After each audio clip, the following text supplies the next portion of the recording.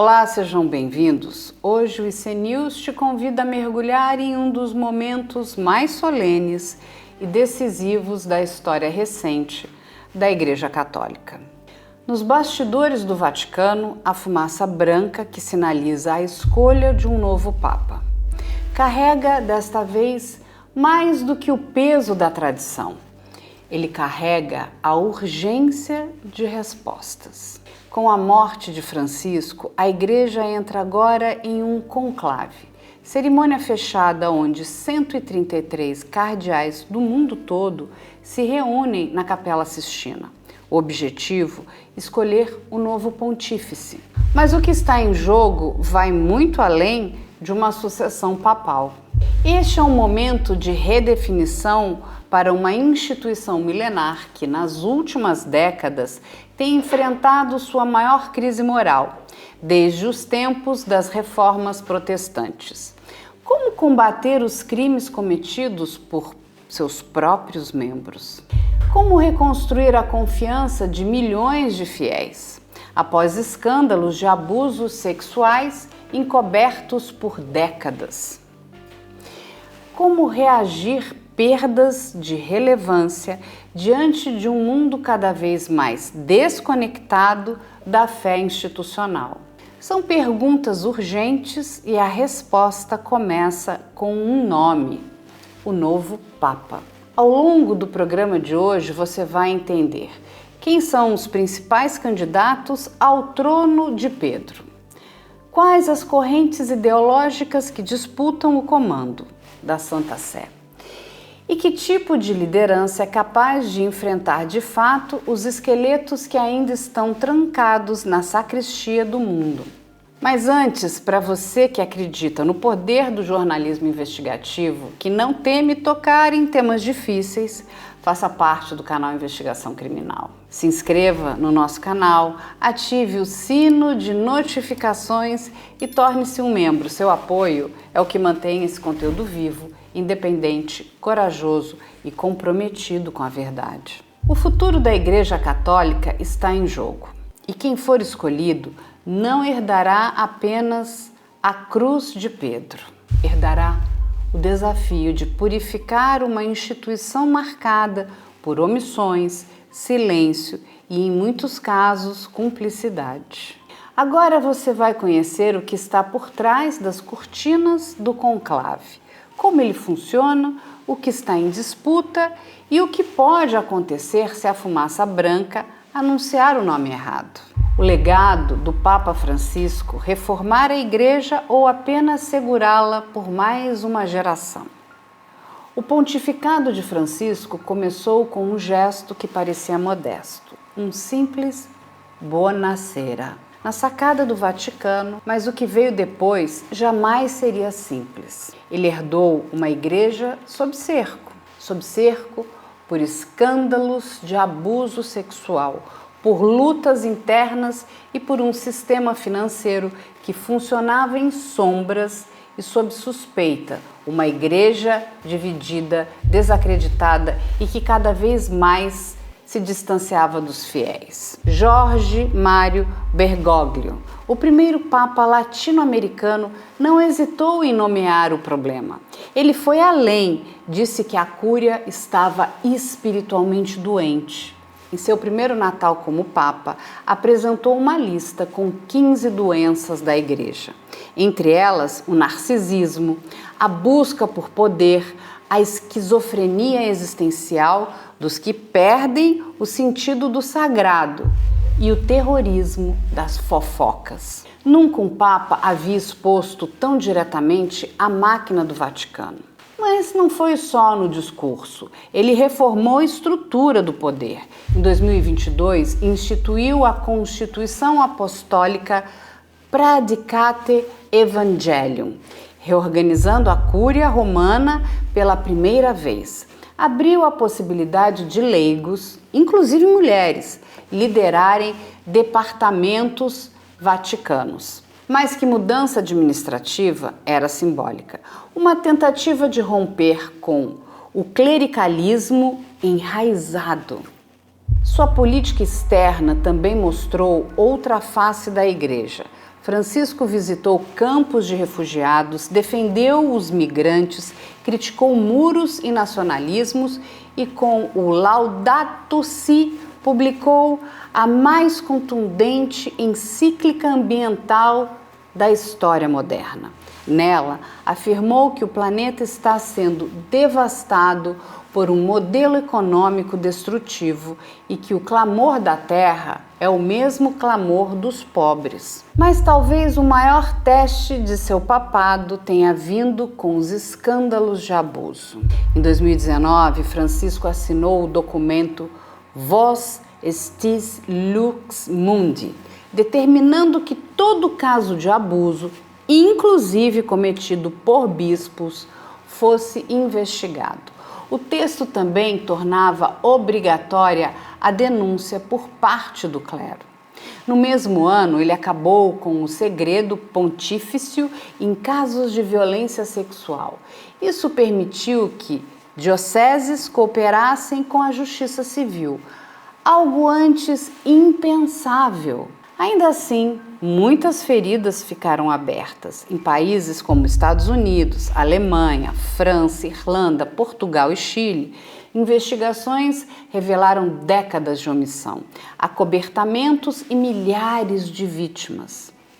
E nem todos aceitaram suas decisões. Francisco enfrentou forte oposição de setores conservadores.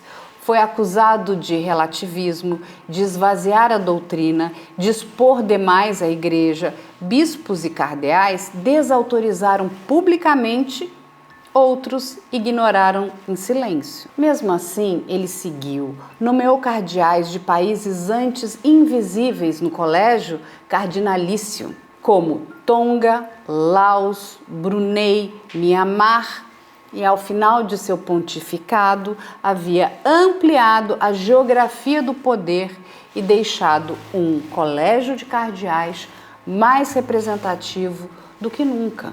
Sua liderança foi marcada por uma tentativa constante de escutar. Ele insistiu na ideia de sinodalidade, um caminho feito em conjunto, ouvindo vozes diversas. Disse que pastores deveriam ter cheiro de ovelha e nunca se distanciou da base.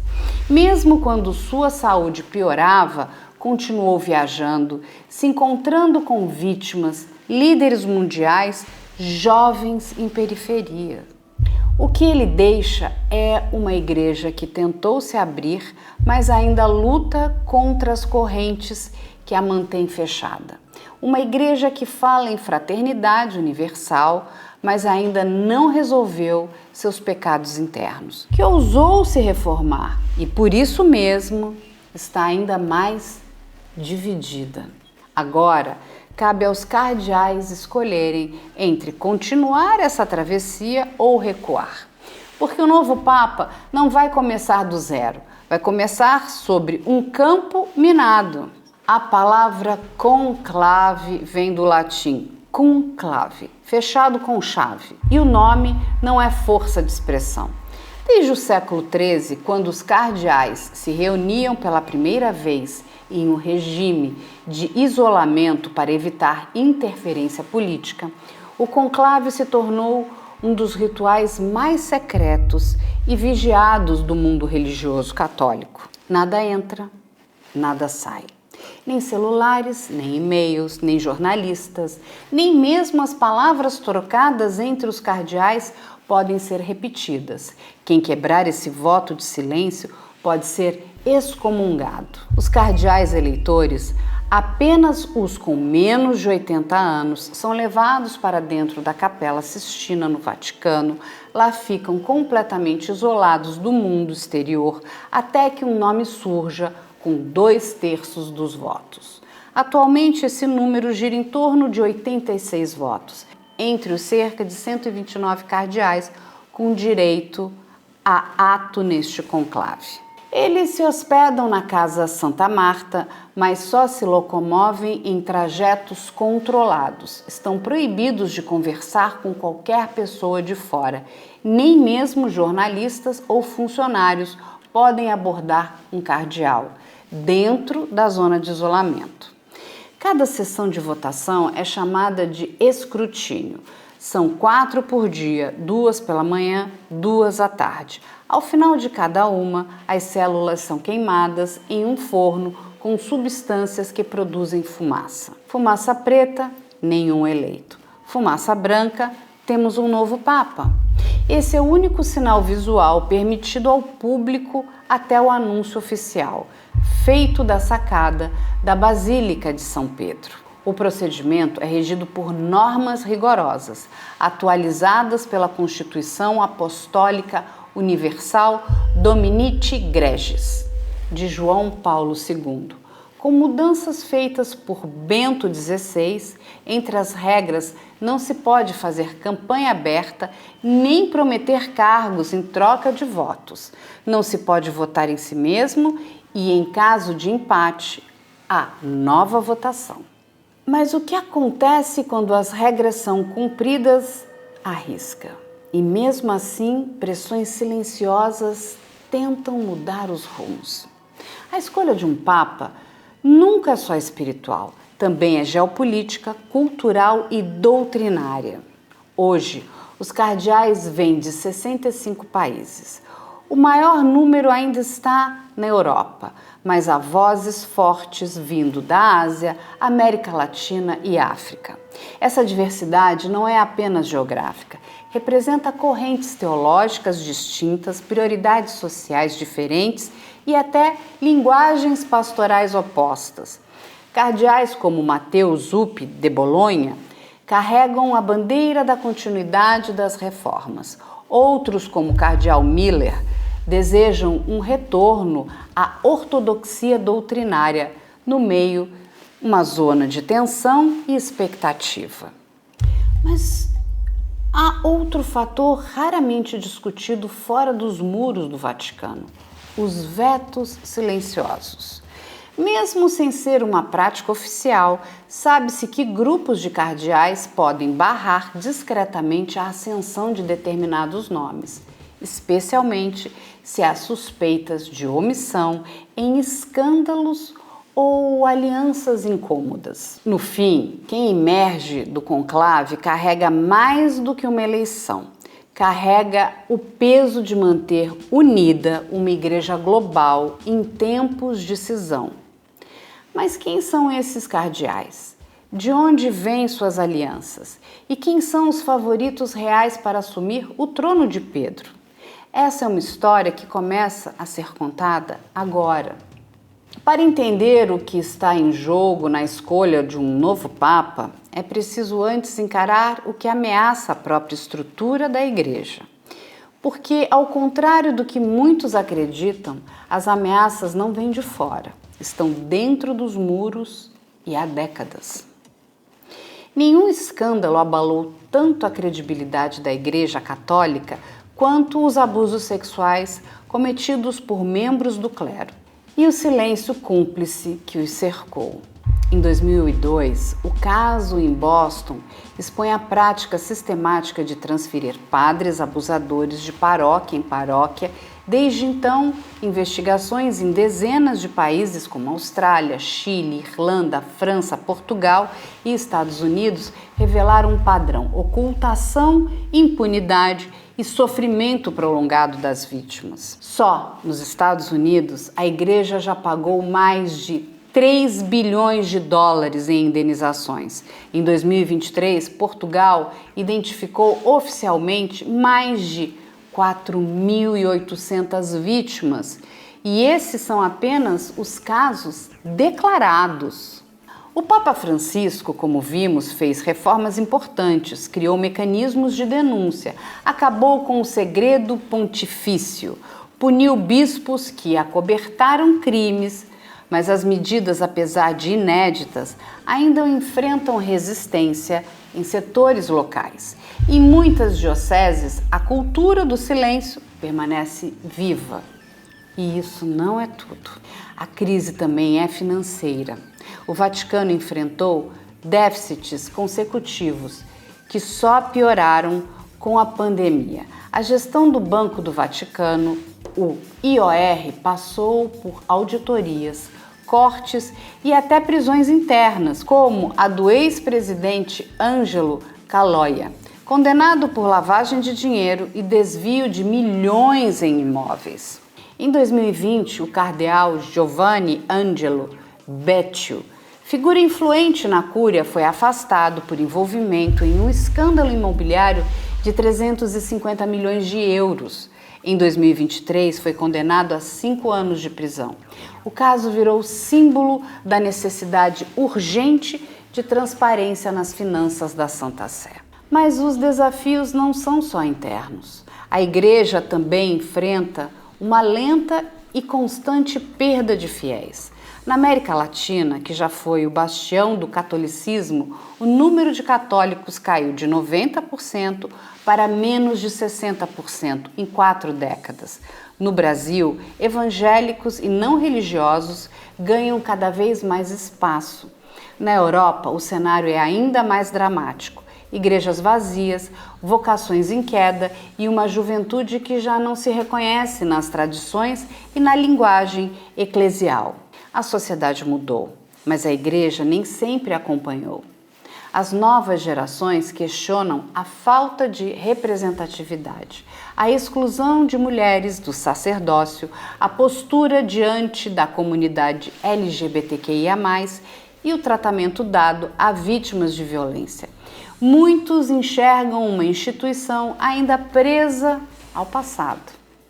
E isso gera uma tensão central: adaptar-se sem perder a identidade, reformar sem romper, dialogar sem ceder o essencial. É nesse equilíbrio delicado que o novo Papa terá que caminhar. Mas quem entre os cardeais reunidos tem coragem de encarar esses desafios? Porque agora não basta ser santo, é preciso ser estrategista, diplomata, líder e, sobretudo, alguém que entenda que a crise não é temporária, é estrutural. E o tempo está acabando. Eles estão reunidos na Capela Sistina, olham uns nos olhos dos outros, trocam sinais silenciosos, escutam argumentos e esperam. Cada um sabe que pode ser o escolhido ou o veto.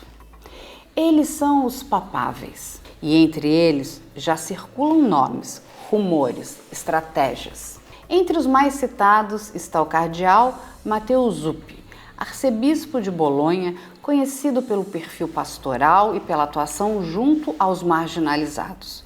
Zuppi tem se destacado como mediador de conflitos, foi enviado pelo próprio Papa Francisco à Ucrânia em missão de paz. Fala pouco, escuta muito. É identificado como candidato da continuidade. Outro nome forte é o cardeal filipino Luiz Antônio Tagle, atual prefeito da Congregação para a Evangelização dos Povos. Tagle representa o crescimento do catolicismo asiático, carismático, próximo dos fiéis, defensor da ecologia integral e dos excluídos. É, muitas vezes, chamado de o Francisco da Ásia. Mas se há candidatos de continuidade, há também os de ruptura. O cardeal húngaro Péter Erdő é o nome de peso entre os conservadores.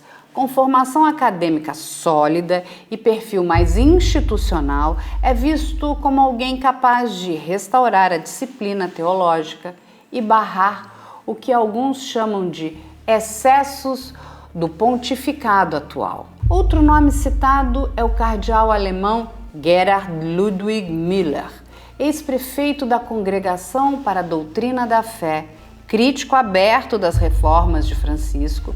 Müller tem apoio de setores tradicionalistas e já declarou publicamente que a Igreja precisa voltar à clareza doutrinária. Essa divisão entre eles não é nova, mas nunca esteve tão visível.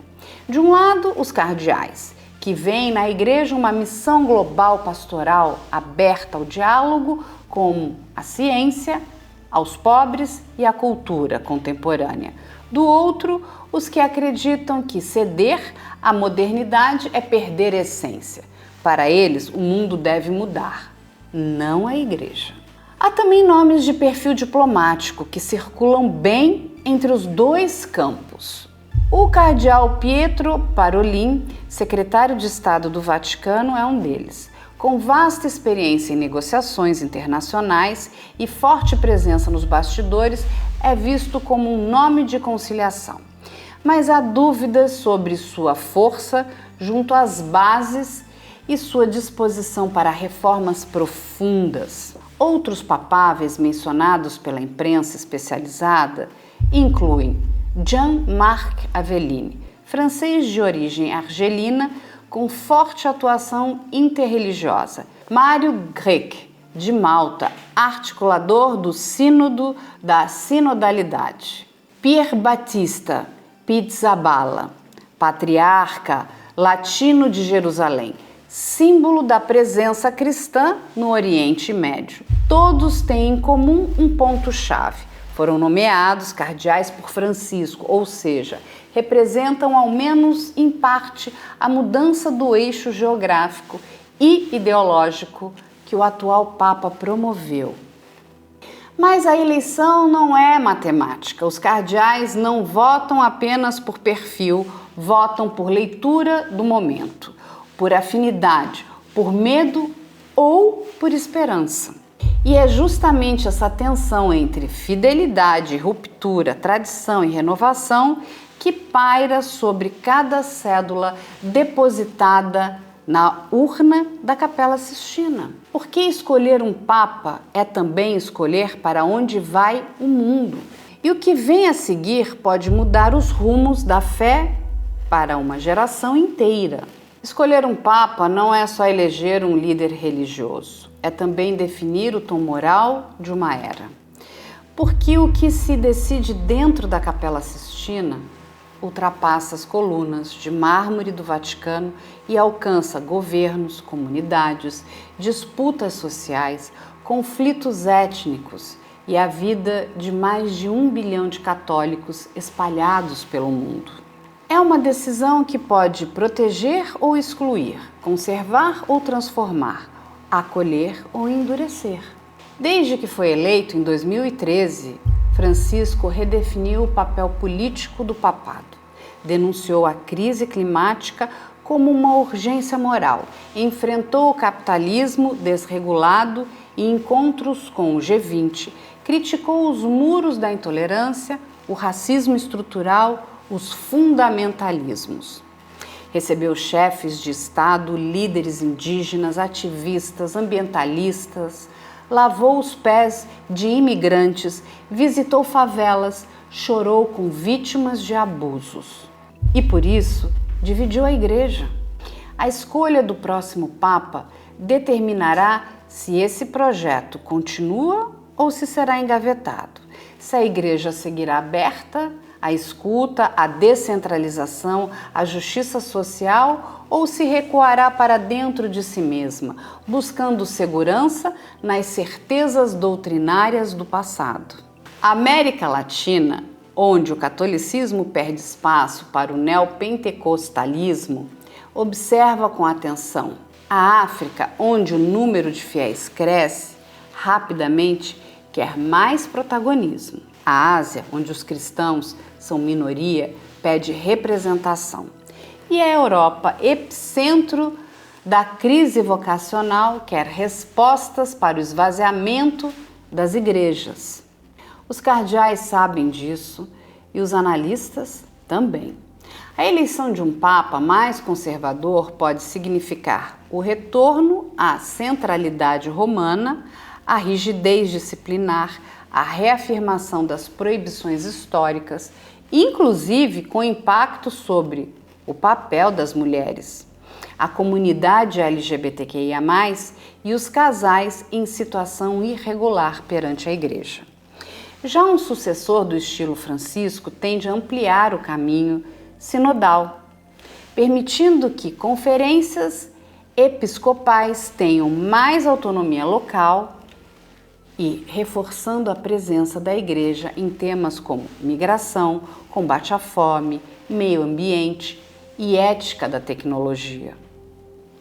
Não se trata apenas de teologia, trata-se de poder.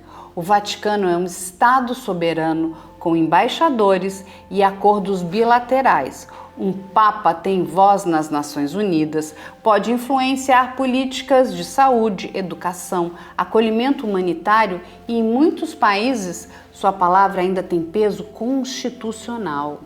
E também há os fiéis. Milhões deles assistem com esperança ou apreensão.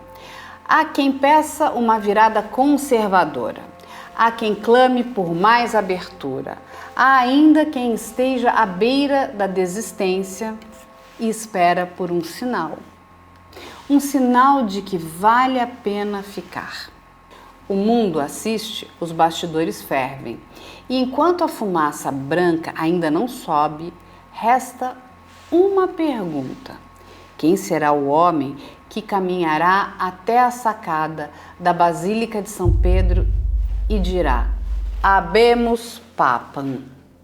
Enquanto os cardeais deliberam entre as paredes centenárias do Vaticano, do lado de fora a igreja continua viva, nas ruas, nas comunidades, nas vozes dos que ainda acreditam. E o que essas vozes dizem? Não é pouco. Na periferia de São Paulo, uma catequista de 68 anos diz que ora todos os dias por um Papa, que não tenha medo dos pobres.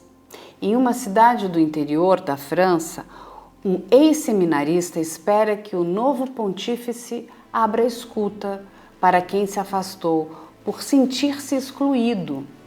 No Congo, uma freira diz que precisa de um líder que defenda a vida onde ela mais é ameaçada. São vozes que atravessam continentes diferentes, línguas diferentes, histórias, mas uma mesma súplica: renovação com coragem e fé com verdade. O que os fiéis viram demais? Viram abusos sendo encobertos, viram igrejas transformadas em máquinas de poder, viram padres que falam de humildade, mas vivem como príncipes, e viram, sobretudo, uma distância crescente entre o púlpito e a vida real.